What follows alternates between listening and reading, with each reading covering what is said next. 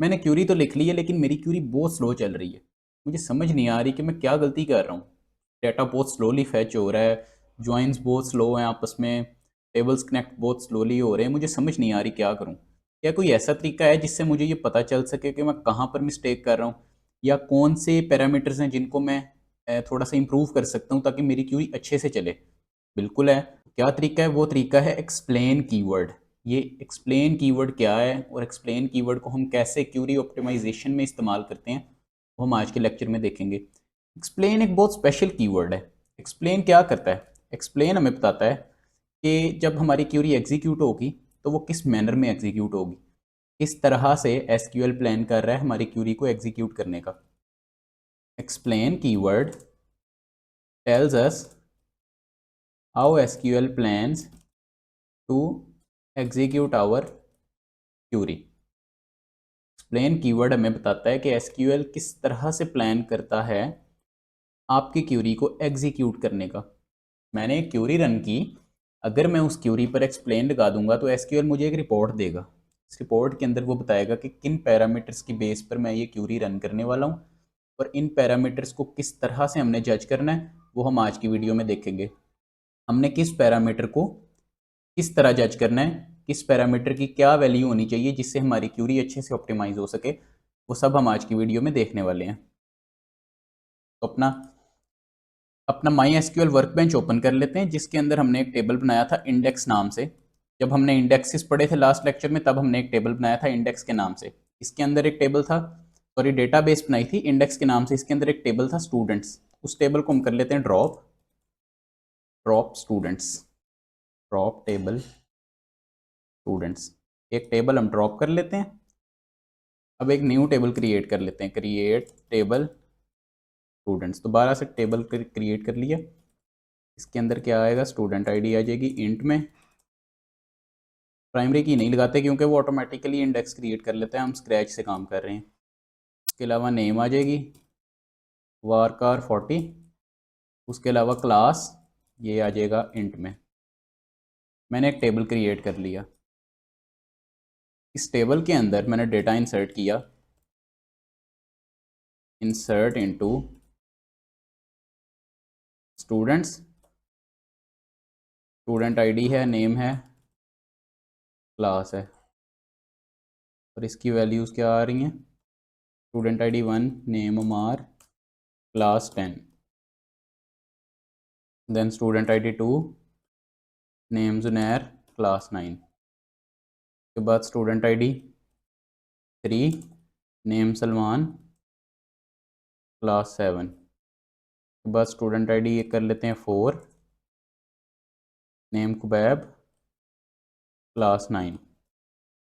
के बाद student ID कर लेते हैं 5, नेम आ जाएगा मुजाहिद, और क्लास आ जाएगी दोबारा से 10। ये सारा डेटा मैं इंसर्ट कर देता हूँ। क्या हमारा डेटा इंसर्ट हो गया? हमारा डेटा इंसर्ट हो चुका है। अगर मैं लिखता हूँ सिलेक्ट स्टैरिक फ्रॉम स्टूडेंट्स, तो ये हमें डेटा रिटर्न कर देगा। स्टूडेंट आईडी आ रही है, नेम आ रहा है, उसके बाद क्लास आ रही है। मैं लिखता हूँ select asterisk from students where student ID is equals to 4 या फिर 5। जब हम रन करते हैं तो स्टूडेंट आईडी 5 आ गई, नेम मुजाहिद, क्लास 10। सपोज करते हैं कि हमारे पास बहुत ज़्यादा डेटा, थाउजेंड्स में डेटा, थाउजेंड्स ऑफ रोज में डेटा मौजूद है। तो अब मैं देखना चाह रहा हूँ कि ये क्यूरी स्लो क्यों है। मैं सपोज कर रहा हूँ कि ये क्यूरी बहुत स्लो चल रही है। तो ये क्यूरी क्यों स्लो है, उसके लिए हम क्यूरी को रन करने से पहले लिख सकते हैं एक्सप्लेन, और आगे अपनी क्यूरी लिख देंगे। क्यूरी रन करते हैं। अब क्या होगा? अब हमारे पास एक रिपोर्ट आ जाएगी। इसमें क्या क्या आ रहा है? इसके अंदर आईडी आ रही है, उसके बाद सिलेक्ट टाइप, उसके बाद table, then partitions, type, possible keys, key len, रेफ, रोज, फिल्टर्ड और एक्स्ट्रा। हमारे पास बेसिकली एक रिपोर्ट आ रही है कि हमारी क्यूरी किस तरह से रन होने वाली है। इस रिपोर्ट के अंदर हमारे पास जो पैरामीटर्स हैं वो मैंने आपको बता दिए, आईडी, सिलेक्ट टाइप, टेबल वगैरह। इन पैरामीटर्स की बेस पर हम जज करते हैं कि हमारी क्यूरी कितनी ऑप्टिमाइज है या कितनी फास्ट है। इन पैरामीटर्स को किस तरह से जज करना है वो हम अभी देखेंगे। सबसे पहला पैरामीटर हमारे पास आता है आईडी। आईडी का मतलब कि हमारी ये क्यूरी कितने स्टेप्स में इंप्लीमेंट हो रही है। अगर तो आपकी क्यूरी बिल्कुल सिंपल है तो वो एक स्टेप में इंप्लीमेंट होगी, जैसे ये एक लाइन की क्यूरी है, ये एक स्टेप में इंप्लीमेंट हो रही है। जैसे हम कॉम्प्लेक्स क्यूरीज लिखते हैं तो वो एक से ज़्यादा स्टेप्स के अंदर इंप्लीमेंट होती हैं। आईडी से हम ये जज कर सकते हैं कि हमारी क्यूरी कितने स्टेप्स में इंप्लीमेंट हो रही है। अगर एक स्टेप में हो रही है यानी आईडी की वैल्यू 1 है तो वो क्यूरी फास्ट होगी, फिर ज़्यादा स्टेप्स में हो रही है तो वो क्यूरी स्लो होगी। नेक्स्ट हमारे पास आ जाता है सिलेक्ट टाइप। यहाँ पर मैं साथ साथ लिख देता हूँ आईडी, उसके बाद हमारे पास आ जाता है सिलेक्ट टाइप। सिलेक्ट टाइप अगर तो आपकी सिंपल क्यूरी है, बिल्कुल सिंपल है, जिस तरह से अभी हमने ये क्यूरी टाइप की है, तो आपकी सिलेक्ट टाइप क्या आएगी? सिंपल आएगी। सिलेक्ट टाइप आपकी 3 आ सकती हैं, या तो आएगी सिंपल, या आएगी सब क्यूरी, या फिर आएगी प्राइमरी।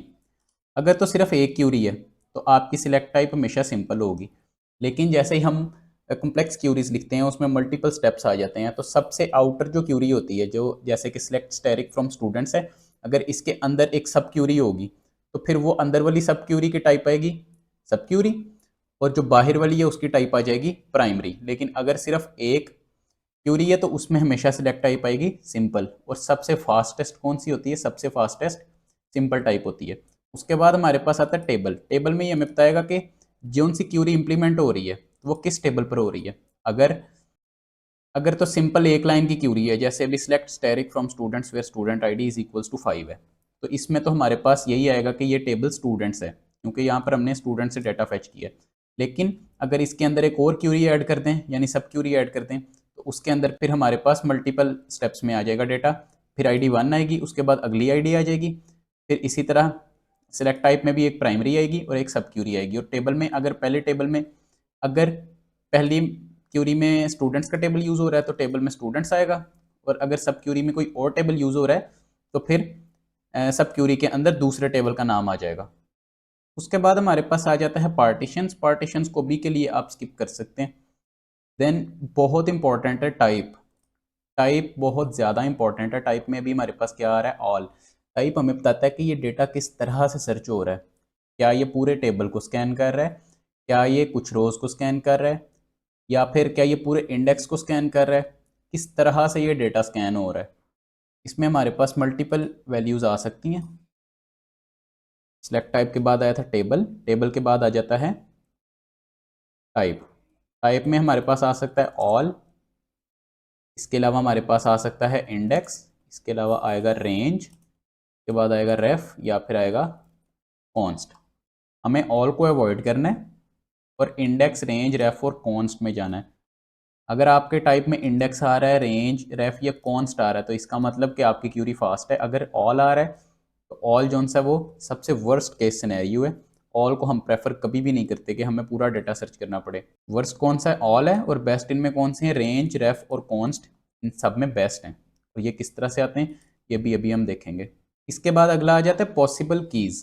पॉसिबल कीज़ का मतलब कि अगर एक टेबल में एक से ज़्यादा इंडेक्सेस मौजूद हैं, एक टेबल में अगर एक से ज़्यादा इंडेक्स मौजूद हैं, तो ये किस इंडेक्स को यूज़ कर रहा है। पॉसिबल कीज़ का मतलब एक टेबल के अंदर अगर एक से ज़्यादा इंडेक्स हैं, फॉर एग्जांपल जैसे स्टूडेंट आईडी और स्टूडेंट नेम है, दोनों पर इंडेक्स लगा हुआ है, तो ये कौन से इंडेक्स को यूज़ कर रहा है। हमें कौन सा इंडेक्स यूज़ करवाना है ये हम पर डिपेंड करता है। देन हमारे पास आ जाता है पॉसिबल कीज़। पॉसिबल कीज़ का मतलब कि एक टेबल के अंदर कितने इंडेक्स अवेलेबल थे जब ये सर्चिंग कर रहा था। उसके बाद आता है की, मतलब कि इसने किस इंडेक्स में से सर्च किया। पॉसिबल कीज यानी कितने इंडेक्स अवेलेबल थे, और की इसने असल में किस इंडेक्स को यूज़ किया। ये सब हम देखेंगे जब हम इंडेक्स क्रिएट करके काम करेंगे, तो हम देखेंगे कि इसमें क्या वैल्यू आती है। उसके बाद रोज़। रोज़ का मतलब इसने कितनी रोज़ को सर्च किया, यानी जब ये क्यूरी परफॉर्म होगी तो ये कितनी रोज़ को सर्च करेगा। ठीक है। उसके बाद एक्स्ट्राज में आ जाते हैं। एक्स्ट्राज का मतलब कि कौन सी एक्स्ट्रा क्यूरीज इसको परफॉर्म करनी पड़ी इस क्यूरी के अंदर। इसमें अभी यूजिंग वेयर आ रहा है, इसमें यूजिंग फाइल भी आ सकता है, यूजिंग इंडेक्स भी आ सकता है। बेस्ट कौन सा है? बेस्ट है यूजिंग इंडेक्स, क्योंकि इंडेक्स का मकसद ही ये होता है कि हम अपनी क्यूरी को फास्ट कर सकें। हमें डेटा को इस तरह से सर्च ना करना पड़े कि सारी रो सर्च कर रहा है, वो डायरेक्टली उसी रो पर जाए जिसकी उसे ज़रूरत है। ठीक हो गया। इसके बाद अगर हम रोज़ को दोबारा देखें, रोज़ में इस वक्त वैल्यू 5 आ रही है, इसका मतलब ये कितनी रोज़ को सर्च कर रहा है। बेस्ट क्यूरी वो होती है जिसमें ये रो की वैल्यू वन होती है, यानी कि इसने सिर्फ एक ही रो को सर्च किया और डायरेक्टली उस पर जाकर आपको आंसर प्रोवाइड कर दिया। अब हम देखते हैं कि इसको हम ऑप्टिमाइज किस तरह कर सकते हैं। हमने लास्ट लेक्चर के अंदर कुछ इंडाइसिस बनाए थे, यानी कुछ इंडेक्स बनाए थे। वो इंडेक्स हम दोबारा से क्रिएट करेंगे, एक टेबल बनाएंगे, उसके ऊपर इंडेक्स क्रिएट करेंगे और फिर दोबारा से डेटा सर्च करके देखेंगे कि इंडेक्स क्रिएट करने से हमारे डेटा पर क्या डिफरेंस आता है। सबसे पहले आप गौर से इस रिपोर्ट को देखें, एक्सप्लेन से जो हमारे पास रिपोर्ट है, ये आप इसको गौर से देखें। ID1 है, select type simple, table students, उसके बाद टाइप में ऑल आ रहा है, पॉसिबल कीज नल, की नल, उसके बाद रेफ नल, रोज 5 और एक्स्ट्राज में यूजिंग वेयर। अब मैं क्या करता हूँ, सबसे पहले तो मैं डिस्क्राइब करके देख लेता हूँ स्टूडेंट्स की टेबल के अंदर पड़ा क्या हुआ है। डिस्क्राइब स्टूडेंट्स, मेरे पास स्टूडेंट आईडी है, नेम है और क्लास है। ठीक है, मैं इंसर्ट कर चुका, मैं इंडेक्स क्रिएट करता हूँ, क्रिएट इंडेक्स। सबसे पहला इंडेक्स मैं बना लेता हूँ नेम का, और इस सबसे पहले हम स्टूडेंट आईडी का इंडेक्स बना लेते हैं। इंडेक्स स्टूडेंट आईडी ऑन, इस पर हमने लगाना है स्टूडेंट्स वाले टेबल में स्टूडेंट आईडी पर आप एक इंडेक्स क्रिएट करते हैं। हमारा इंडेक्स एक क्रिएट हो गया। उसके बाद मैं एक और इंडेक्स बनाता हूँ जिसमें मैं कंपोजिट इंडेक्स बनाऊंगा, यानी दो कॉलम्स को यूज़ करूँगा। Create index I D x name underscore class on, इस पर आपने क्रिएट करना है स्टूडेंट्स वाले टेबल पर। स्टूडेंट्स वाले टेबल में हमारे पास दो फील्ड्स हैं, नेम है और क्लास है। हमने दो इंडेक्स क्रिएट कर लिए हैं, दोनों सक्सेसफुली क्रिएट हो गए हैं। मैं कहता हूँ शो इंडेक्स फ्रॉम, कहाँ से शो करवाने हैं आपने, स्टूडेंट्स वाले टेबल से। आप मुझे बता दें कि हमारे पास कितने इंडेक्स अवेलेबल हैं। इसको जैसे ही मैं रन करता हूँ तो मेरे पास कितने इंडेक्स आ रहे हैं, 3 इंडेक्स आ रहे हैं। एक इंडेक्स हमारा लग गया स्टूडेंट आईडी पर, और उसके बाद एक इंडेक्स है जो नेम और क्लास दोनों पर लगा है, तो वो दो बार शो हो रहा है, एक दफ़ा नेम के लिए और एक दफ़ा किसके लिए, क्लास के लिए। दो इंडेक्स क्रिएट हो चुके हैं। अब मैं करता हूँ select asterisk from students where student ID is equals to 5। Run किया, मेरे पास रिजल्ट आ गया। इसके पीछे मैं अब एक्सप्लेन कीवर्ड लगा के देखता हूँ कि ये क्यूरी किस तरह से रन हुई और क्या ये क्यूरी ऑप्टिमाइज्ड है, देख लेते हैं। सबसे पहले ID 1, यानी कि ये सिंपल क्यूरी है। सिलेक्ट टाइप सिंपल, ठीक जा रहा है। Table students, okay. उसके बाद टाइप में हमारे पास पहले क्या आ रहा था, टाइप में आ रहा था ऑल। मैंने कहा था कि हम ऑल को प्रेफर कभी भी नहीं करते, हम किसे प्रेफर करते हैं, रेफ को, कॉन्स्ट को या फिर रेंज को। तो इस बार रेफ आ रहा है, यानी कि हमारी क्यूरी थोड़ी सी तो ऑप्टिमाइज हो गई है, थोड़ी फास्ट हुई है पहले से। पॉसिबल कीज, इसको सर्च करते हुए उसके पास कौन से पॉसिबल इंडेक्सेस थे जिससे वो सर्च कर सकता था। उसने किससे सर्च किया है, वो तो बाद की बात है। कितने पॉसिबल इंडेक्स अवेलेबल थे, तो कितने थे, फिलहाल एक ही था, क्योंकि स्टूडेंट आईडी पर सिर्फ एक इंडेक्स है। उसके बाद की, यानी कि उसने कौन सा इंडेक्स एक्चुअली यूज़ किया, एक ही अवेलेबल था, एक ही यूज़ कर लिया। उसके बाद रोज़ पे आप गौर करें, मैंने कहा था कि बेस्ट वैल्यू 1 होती है, कि उसने एक रो पर डायरेक्टली जाकर आपको रिजल्ट प्रोवाइड कर दिया। ठीक है, तो इस पर रोज़ कितनी आ रही हैं, 1, यानी कि हमारी क्यूरी इस वक्त ऑप्टिमाइज्ड है और एक्सट्रीम पर ऑप्टिमाइज्ड है। इससे ज़्यादा हम नहीं कर सकते। अगर रोज़ की वैल्यू 1 आ रही है, इसका मतलब आपकी क्यूरी फुली ऑप्टिमाइज्ड है। इसके बाद रेफ की वैल्यू पहले क्या आ रही थी, नल, तो इस बार क्या आ रही है, कॉन्स्ट। टाइप रेफ आ रही है और रेफ के अंदर कौन सी टाइप आ रही है, कॉन्स्ट। तो हम किसे प्रेफर करते हैं, रेफ, कॉन्स्ट और रेंज को। इधर रेफ आ गया और इधर कॉन्स्ट आ गया। इसका मतलब कि हमारी ये क्यूरी तकरीबन ऑप्टिमाइज हो चुकी है।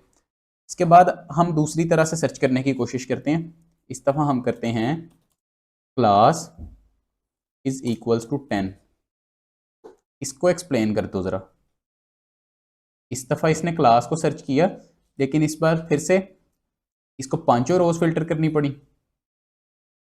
पॉसिबल कीज़ कोई भी नहीं थी और इस दफ़ा भी की कोई भी नहीं थी। क्यों नहीं थी, क्योंकि हमने क्लास पर कोई इंडेक्स लगाया ही नहीं हुआ। क्लास पर हमने कोई इंडेक्स नहीं लगाया हुआ। हमने इंडेक्स किस पे लगाया था, हमने जो इंडेक्स लगाया था वो क्लास पर भी था और नेम पर भी था, दोनों पर था। तो अगर मैं दोनों को इकट्ठा सर्च करूँगा, name is equals to Amar and class is equals to 10।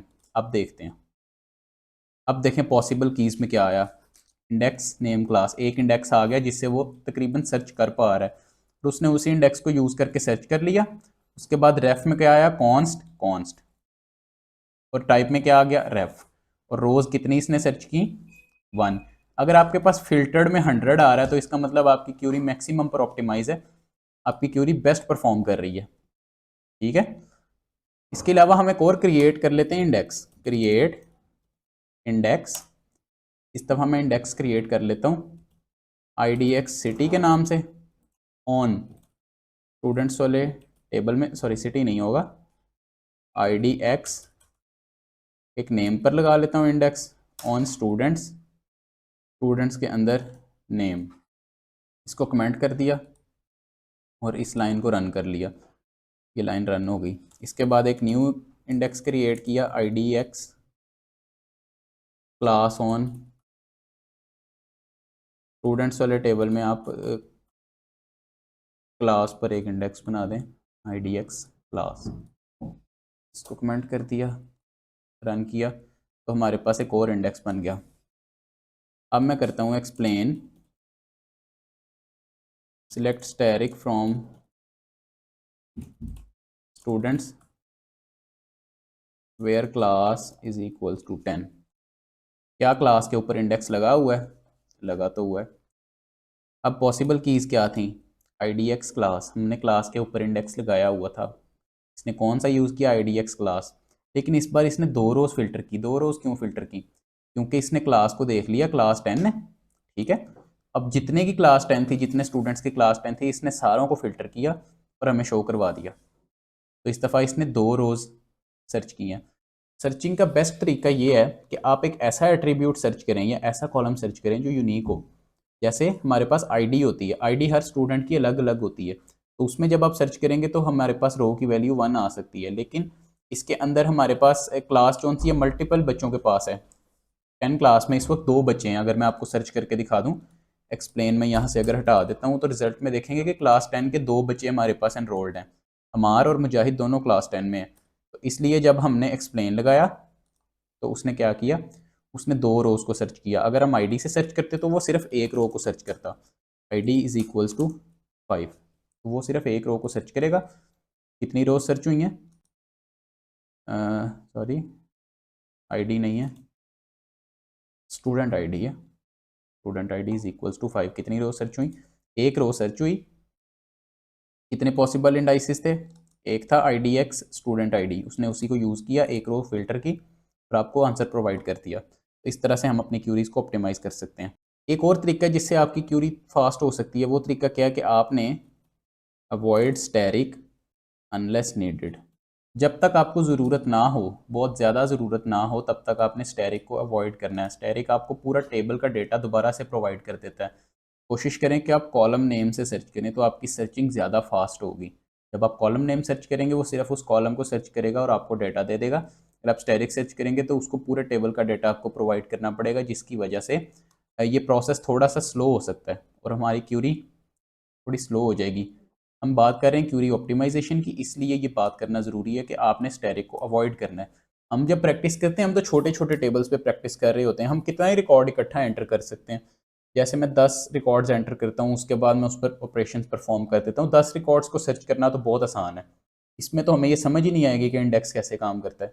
जब बहुत ज़्यादा रिकॉर्ड्स होते हैं, थाउजेंड्स ऑफ रिकॉर्ड्स होते हैं, उसके अंदर हमें एक्चुअली पता चलता है कि इंडेक्स कितना ज़रूरी है, कैसे ये काम करता है और क्यों हमें स्टैटिक को अवॉइड करना चाहिए, क्योंकि ये सारा डेटा निकाल कर हमें दे देता है।